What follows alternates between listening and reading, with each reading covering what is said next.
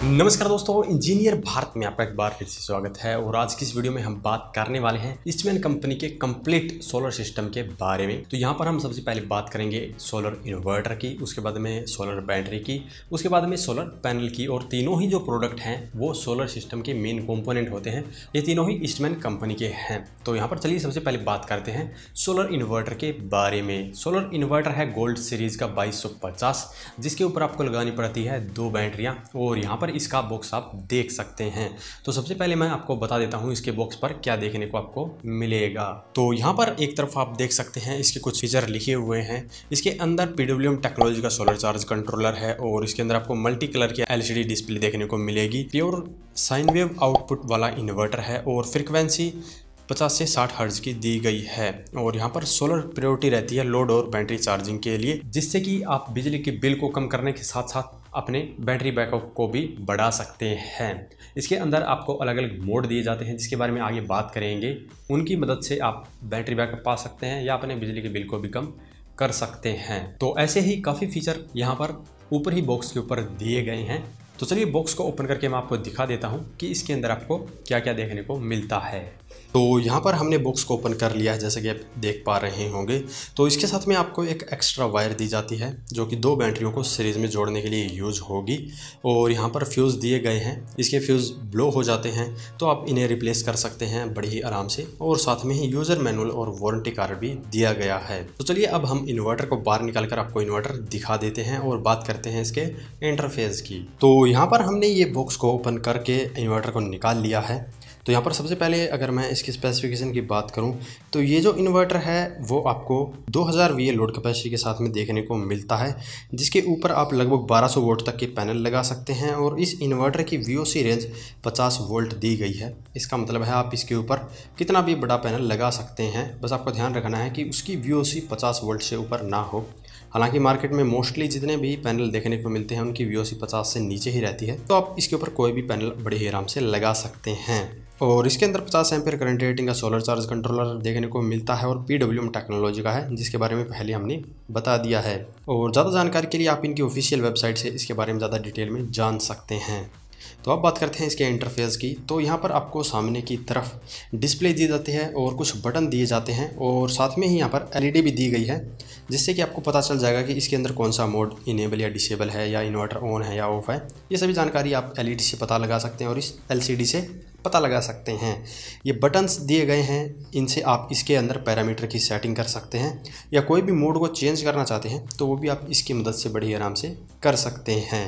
यहाँ पर जो सबसे पहला बटन दिया गया है ये IT मोड को इनेबल या डिसेबल करने का दिया गया है। इसके नीचे यहाँ पर आप इसके अंदर जो बैटरी कनेक्ट करते हैं उसका सिलेक्शन कर सकते हैं कि आपने SMF बैटरी लगाई है या ट्यूबुलर लगाई है। नीचे यहाँ पर सिस्टम का बटन दिया गया है, जिससे कि इन्वर्टर को आप ऑन या ऑफ कर सकते हैं। यहाँ पर बूस्ट चार्जिंग को इनेबल डिसेबल का बटन दिया गया है। और सबसे लास्ट में यहाँ पर ग्रिड चार्जिंग को इनेबल डिसेबल करने का और DG मोड को इनेबल डिसेबल करने का बटन दिया गया है। तो ये था इसका फ्रंट साइड का सिस्टम। और LCD की बात करें तो मल्टी कलर LCD है, अलग अलग समय पे ये अलग अलग कलर के साथ में ऑन होती है।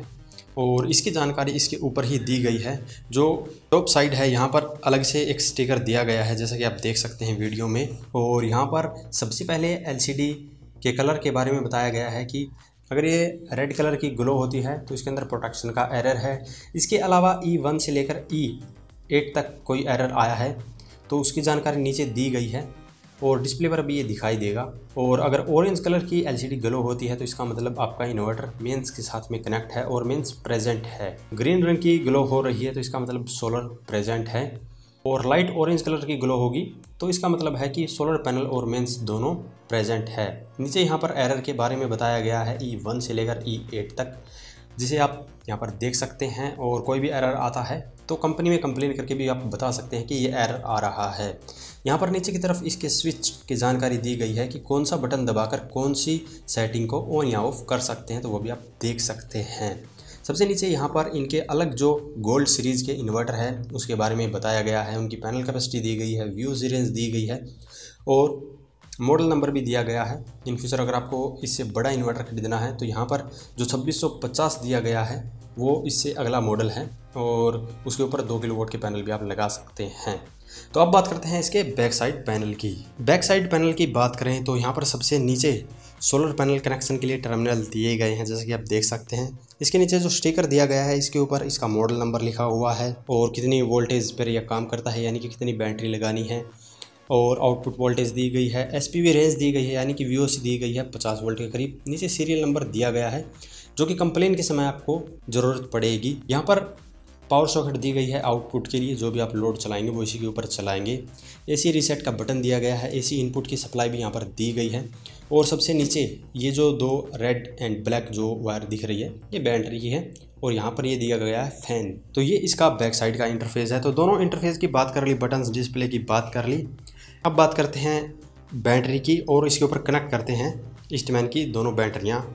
और ईस्टमैन कंपनी की ये सोलर बैटरी है जिसके फीचर आपको इसके बॉक्स के ऊपर ही दिखाई दे रहे हैं, और ये प्लेटिनम सीरीज़ की सोलर बैटरी है। यहाँ पर इसके ऊपर आपको 120 मंथ की वारंटी मिलती है, यानी कि लगभग 10 साल की वारंटी मिलती है, जिसमें से पहले 5 साल में आपकी बैटरी फुल्ली रिप्लेस होती है और उसके अगले 5 साल के अंदर आपको कुछ अमाउंट पे कर अपनी बैटरी रिप्लेस करवानी पड़ती है। और यहाँ पर अगर आपकी बैटरी 1 साल के अंदर ख़राब हो जाती है तो आपको 1500 रुपये का कैशबैक मिलता है और आपकी बैटरी भी रिप्लेस कर दी जाती है। बॉक्स के साइड में आपको बैटरी के बारे में जानकारी दी जाती है, जैसा कि यहाँ पर आप स्टिकर देख सकते हैं। यहाँ पर सबसे पहले मैन्युफैक्चरिंग ईयर लिखा हुआ है मई 2020 और पार्ट नंबर लिखा हुआ है, सीरियल नंबर है साथ में ही, और इसके अलावा यहाँ पर डायमेंशन वगैरह लिखी हुई है। तो ये बिल्कुल परफेक्ट बैटरी है सोलर सिस्टम के लिए, क्योंकि C10 रेटिंग की और 150 AH की बैटरी है।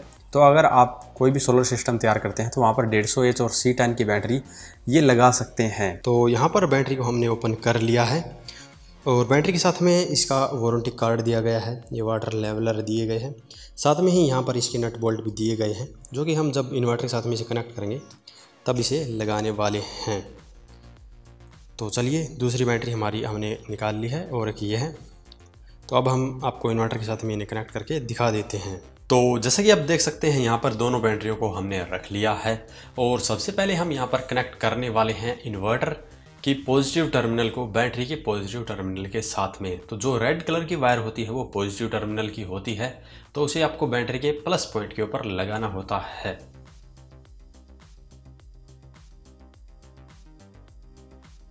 तो यहाँ पर हमने प्लस पॉइंट के साथ में इसे लगा दिया है। अब हमें जो इन्वर्टर के साथ में एक एक्स्ट्रा केबल मिली है उसकी मदद से दोनों बैटरियों को आपस में जोड़ना है। तो यहाँ पर एक बैटरी का नेगेटिव टर्मिनल, दूसरी बैटरी का पॉजिटिव टर्मिनल आपस में हम जोड़ेंगे इस केबल की मदद से।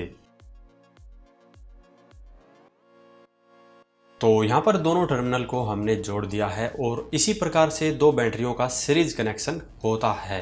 काफ़ी लोगों का ये सवाल रहता है कि सीरीज कनेक्शन कैसे करते हैं, तो ऐसे आप सीरीज कनेक्शन कर सकते हैं।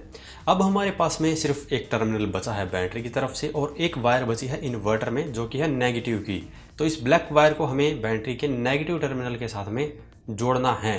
तो यहाँ पर इस टर्मिनल को जोड़ते समय आपको थोड़ा सा ध्यान रखना है, क्योंकि यहाँ पर हल्की सी स्पार्किंग होगी, तो उससे आपको घबराना नहीं है, वो नॉर्मली होती है। और जैसे ही आप टर्मिनल लगा देते हैं वैसे ही इन्वर्टर में लाइट आ जाती है और इन्वर्टर की डिस्प्ले भी ऑन हो जाती है और साथ में बीप की साउंड भी आती है, जिससे कि आपको पता लग जाता है कि आपका सिस्टम परफेक्टली चल गया है।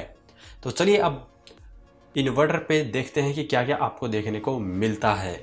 तो जैसे ही हम इन्वर्टर को बैटरी के साथ में कनेक्ट करते हैं वैसे ही इसकी डिस्प्ले के अंदर लाइट आ जाती है। यहाँ पर सिस्टम का बटन दबाकर आप इसे ऑन या ऑफ कर सकते हैं।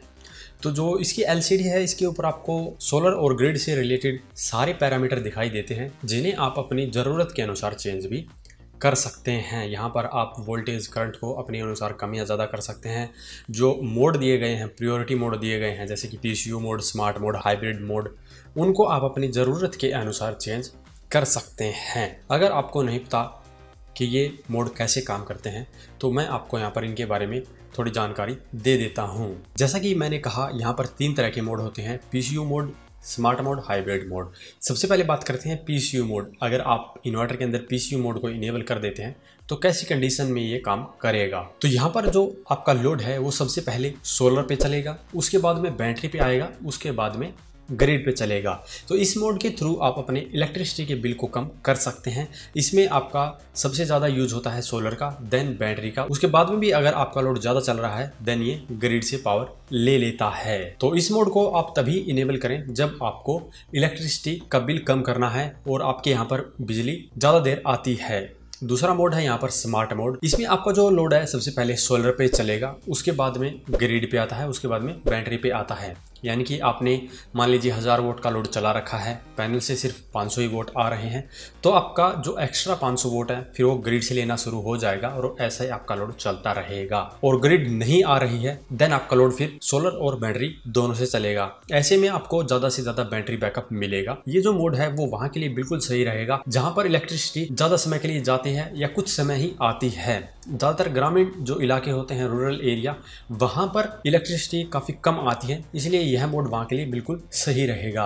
और सबसे लास्ट में आता है हाइब्रिड मोड। तो हाइब्रिड मोड के अंदर आपका लोड सबसे पहले ही ग्रिड पे चलेगा, उसके बाद में सोलर पे चलेगा, उसके बाद में बैटरी पर आएगा।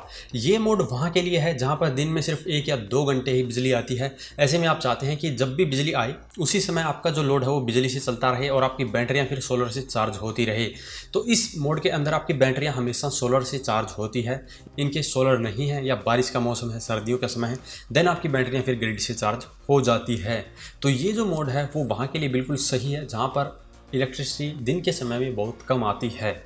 तो तीनों ही मोड का अपना अपना फ़ायदा है, जिसे आप जैसे यूज़ करना चाहते हैं अपनी ज़रूरत के अनुसार यूज़ कर सकते हैं। अब बात करते हैं इनके सोलर पैनल की। तो ये हमारे पीछे है ईस्टमैन कंपनी का मोनोपर्क टेक्नोलॉजी का 395 वोट का सोलर पैनल। और 395 वोट मतलब लगभग 400 वोट का ही ये पैनल हो जाता है। और इसकी जो हाइट है वो आप देख सकते हैं, मेरी हाइट लगभग 6 फीट के करीब है। तो पैनल की जो हाइट है वो आप ऐसे यहाँ पर अंदाज़ा लगा सकते हैं, यह 6 फीट से थोड़ा सा बड़ा ही है। और इस पैनल की जो VOC है वो 48 वोल्ट के करीब है, हालांकि थोड़ी सी ज़्यादा है। हालांकि मैं आगे इसके बारे में बताऊंगा जब इसके बैक साइड में जो इसका टेक्निकल स्पेसिफिकेशन का स्टिकर लगा है वो दिखाऊंगा, तब आपको पता चल जाएगा। तो यहाँ पर फ्रंट से आप देख सकते हैं, हालांकि ये देखने से आपको मोनोपर्क नहीं लग रहा है। जो मोनोपर्क सेल होते हैं उनके कॉर्नर कटे हुए होते हैं, लेकिन इसमें आप देख सकते हैं पूरा सेल यहाँ पर यूज़ किया गया है। तो पूरा सेल यूज़ करने का ये फ़ायदा हो जाता है कि इस पैनल की इफ़िशियंसी थोड़ी अधिक हो जाती है, इसीलिए ये 395 वोट का पैनल आपको इसी साइज़ में मिलता है। जनरली जो पैनल है वो आपको 375 वोट में ही मिलते हैं इस साइज़ के अंदर। ये जो पैनल है वो लगभग 400 वोट का है। तो फ्रंट की साइड से जैसा कि आप देख सकते हैं, ये इसके अंदर मोनोपर्क सेल लगे हुए हैं और यहाँ पर पैनल के एक तरफ ईस्टमैन कंपनी का लोगो दिया गया है। और वहीं दूसरी तरफ की बात करें तो पैनल की दूसरी तरफ यहाँ पर इस सोलर पैनल का सीरियल नंबर, मॉडल नंबर और जिस साल में यह बना है वो मैन्युफैक्चरिंग ईयर दी गई है। और अब बात करते हैं इसके बैक साइड की। तो यहाँ पर आपको सबसे ऊपर ही IP68 रेटिंग का जंक्शन बॉक्स देखने को मिलेगा और यहाँ पर इसके ऊपर IP68 लिखा हुआ है। और नीचे यहाँ पर टेक्निकल स्पेसिफिकेशन का स्टिकर दिया गया है, उसके ऊपर आप देख सकते हैं कि ये जो पैनल है वो 395 वोट का है। और यहाँ पर वोल्टेज एट मैक्स पावर है इसका 40.50 और करंट एट मैक्स पावर है इसका 9.7 एम्पियर। और VOC इसकी दी गई है 48.90 वोल्ट। तो यहाँ पर मैंने पहले बताया था कि 48 वोल्ट से ज़्यादा है, वो यही है। और शॉर्ट सर्किट करंट दिया गया है 10.20 एम्पियर। इसके अलावा यहाँ पर इसके कुछ सर्टिफिकेट और ईस्टमैन कंपनी का एड्रेस दिया गया है, ईमेल ID दी गई है और वेबसाइट दी गई है। और इसके साथ में यहाँ पर इसकी टेस्टिंग रिपोर्ट दी गई है और टेस्टिंग रिपोर्ट के नीचे ही इसका वारंटी कार्ड भी दिया गया है। जैसा कि आप देख सकते हैं इसके ऊपर भी वही स्टिकर लगा है जो कि सोलर पैनल के ऊपर लगा हुआ था। और यहाँ पर आपको MC4 कनेक्टर के साथ में ये केबल मिलती है। और इस पैनल के सबसे नीचे ईस्टमैन कंपनी का लोगो दिया गया है, जैसा कि आप यहाँ पर देख सकते हैं। तो ये पैनल बैक साइड से कुछ ऐसा आपको देखने को मिलेगा। तो यही 3 प्रोडक्ट हैं जो कि हमें सोलर सिस्टम में लगाने की आवश्यकता होती है। तो ये कंप्लीट सिस्टम है ईस्टमैन कंपनी का 1 किलोवाट का। अगर आप अपने घर के अंदर 1 किलोवाट का सोलर सिस्टम लगाना चाहते हैं तो यहाँ पर जो 2250 है वो इन्वर्टर ले सकते हैं। उसके ऊपर आप 1200 वोट के, यानी जो हमने पैनल दिखाए हैं वो 3 पैनल कनेक्ट कर सकते हैं पैरेलली और अपना 1 किलोवाट का सोलर सिस्टम तैयार कर सकते हैं। 1 किलोवाट के सोलर सिस्टम से आप दिन में लगभग 4 से 5 यूनिट जनरेट कर पाएंगे।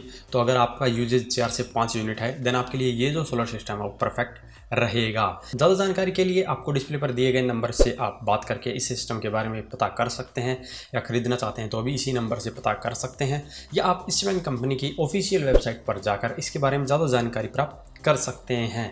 तो आज की इस वीडियो में इतना ही। अगर इसके बारे में अभी भी आपको कोई सवाल या सुझाव हो तो वीडियो कमेंट बॉक्स में कमेंट करें, और वीडियो पसंद आए तो वीडियो को लाइक करें, शेयर करें, साथ ही मेरे चैनल को सब्सक्राइब करें। सब्सक्राइब करने के साथ साथ बेल आइकन को जरूर दबाएं ताकि इसी प्रकार की जानकारी आपको समय समय पर मिलती रहे। धन्यवाद।